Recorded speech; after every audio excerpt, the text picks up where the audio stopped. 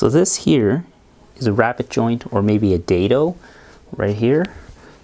This down here is definitely a dado, I think they call it. I don't really know woodworking terminology that well, but anyways, I'm building this TV stand for the living room, and I routed out all of these using a router with a 3/4 inch bit. But my old router, if you've watched any of my other videos, I use this Dewalt laminate router, and I use it mostly to route out fin boxes on surfboards. Now, I never really liked this router from the get-go. It never really worked right, and it broke. And what broke was this locking mechanism here to unlock this. I can go probably get it repaired at the Dewalt Center, but I don't really like this router that much. Anyways, and it was acting up among other things. I was never really impressed with this. Although I'm usually impressed with Dewalt tools, usually it's decent. What I didn't like about this was this base was all wobbly when you're trying to adjust the depth of the bit with this weird system here. Not very good. It got the job done, but it was a real pain to use. Lots of power, but anyways, this laminate router, you know, I've had it for 4 years. I'm not sad to see it go, to be perfectly honest. So what I ended up getting instead, because I needed something to finish this TV stand, is I picked up this 1/4 inch horsepower compact Makita router, and it came with, I'm not going to do no unboxing, anyways, manual, 2 wrenches, a guide, and then the router itself. Now what I want to mention about this router is, it isn't the reason why I bought it, but what's neat about it is it has different bases you can get for it. You can get a plunge base, which is really neat. You can get an offset base and then a tilt base. That's really cool. I haven't seen that in very many laminate routers. Now, it came with this guide here, which you can use to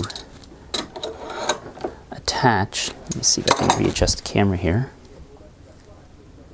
What you can do is you can loosen the back of this, attach this into it like that, and then you can use this to route. So it's a guide like that. That's kind of neat. Now, it's about the same weight as the Dewalt. It's a laminate router, so it's not like a full-size router. It has a 1/4 inch collet, and this base just comes off just like that. So it's got a nice locking mechanism to lock it down. And then you got this micro adjustment here, and I'll talk about that after. But what I want to show you is that it's got the 1/4 inch collet, so it takes 1/4 inch bits. And then it came with 2 wrenches that you can use to separate the bit, to loosen the bit as well. Or you can use this locking mechanism here as well, this button, which locks it down. So what I really like about this base is it's got a micro adjustment to it. So I can use this, and it's got graduations here in inches and in millimeters. So you can use that to set your depth, which is really, really handy. I really like that. So that's really cool. Solid.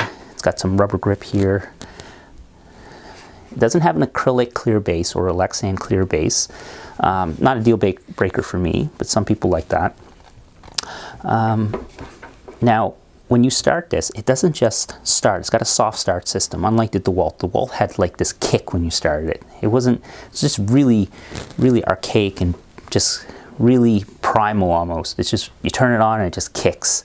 This soft starts, and I'll show you, and I'll show some video at the end here of me routing out stuff with this in use. Switches there, and then it's variable speed, which is awesome. I have to say, the variable speed has been really nice.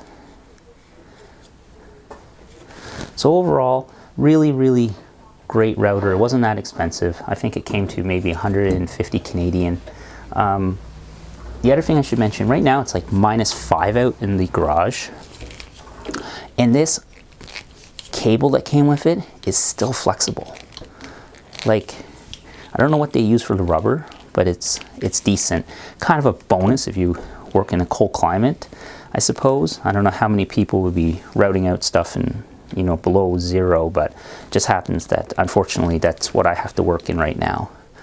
It'd be nice to have something heated, but I don't. But this cord is really nice quality cord. 1 year warranty apparently, which I'd hopefully expect Makita to last more than a year. You can change the brushes out here. Yeah, so I'm just going to fire it up real quick and then I'll pen some video at the end. So thanks for watching, and that's my kind of really quick overview of a new tool.